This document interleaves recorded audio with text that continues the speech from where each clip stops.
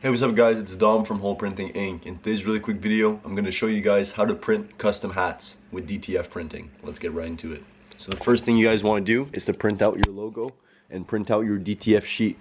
Ideally, keep your logo as small as possible so it can conform to your heat press. If you don't have a heat press, like a specific hat heat press, I'm using the Hotronics Fusion IQ.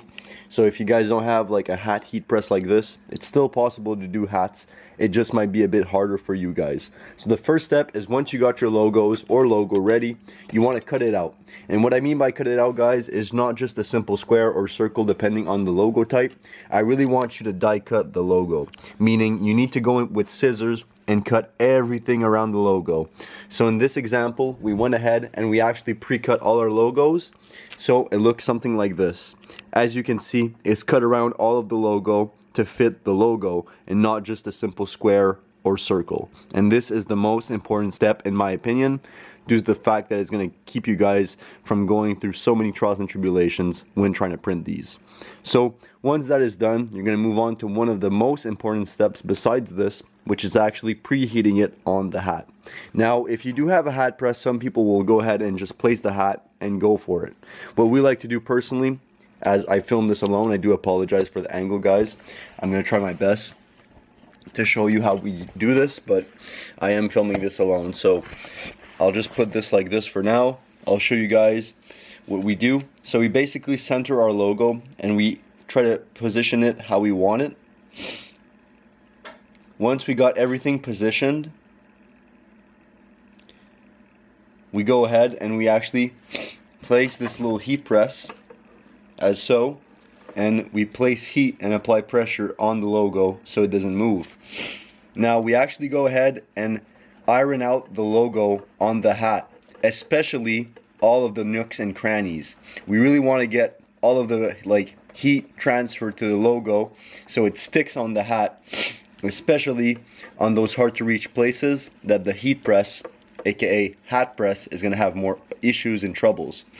So you just want to apply pressure on all of the logo, going side to side, up and down, never staying too long at the same place with the mini press.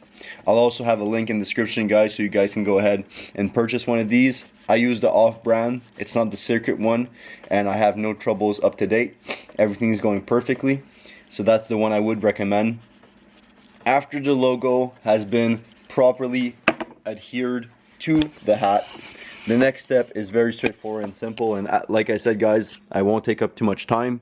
The logo is on there. We want to actually use these settings on the hat press if you do have one. If not, you continue the same process with the mini press, but I prefer to use the hat press for a more professional look.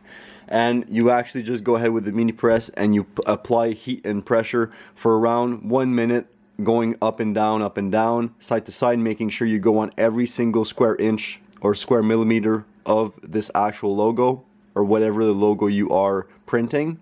You make sure you went everywhere on there and you stayed there for sufficient amount of time so it actually sticks. And after that, you let it cool down for like not even a minute, and then you can peel. But for us, we're going to be using the hat press. So the first thing we like to do is to actually pull this thing back as so, place our hat, and then slowly release this so it creates pressure on the hat.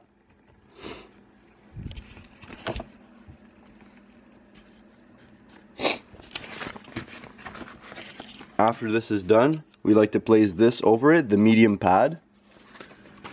Or I believe this is even the smallest pad, guys, not gonna lie. And then we want to place a Teflon paper over the hat so it doesn't create scorch marks.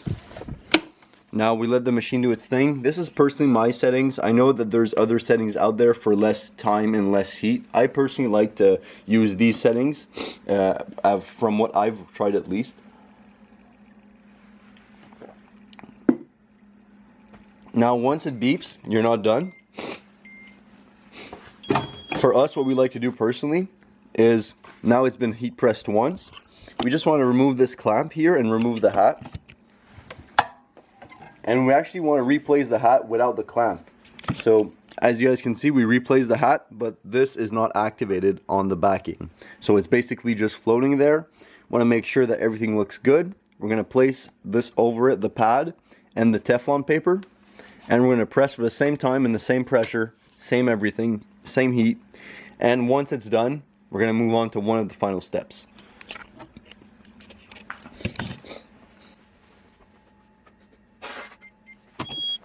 Perfect, guys. So once the hat is done, you can remove it from the heat press, and you're going to go on to the one of the final steps very soon. You just want to let that hat cool down for around 1 minute. While you're doing that, if you have other hats to do, I suggest you go through the same process as we will, and then go back to that hat once the process of actually placing the logo on the hat is done. That should be enough time. Once you waited a while, you can go ahead and peel the hat. One of my favorite ways to go about it is to go up and down or side to side, going with the actual groove of the logo. So again, I am filming this alone, so sorry for the angle. I'm going to try my best here. So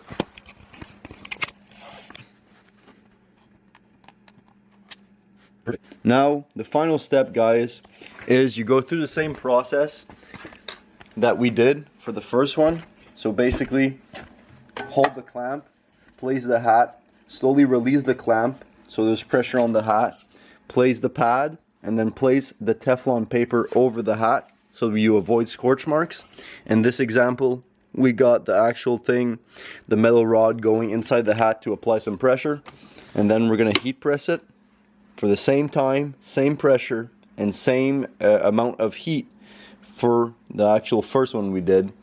And then we're going to wait for this to finish, and you guys probably guessed the next step is the same thing, repress, but without this metal rod going like inside the hat for the additional pressure.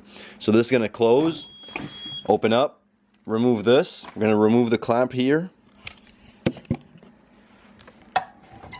And then we're going to replace the hat without using the clamp, replace the pad, and replace the Teflon paper.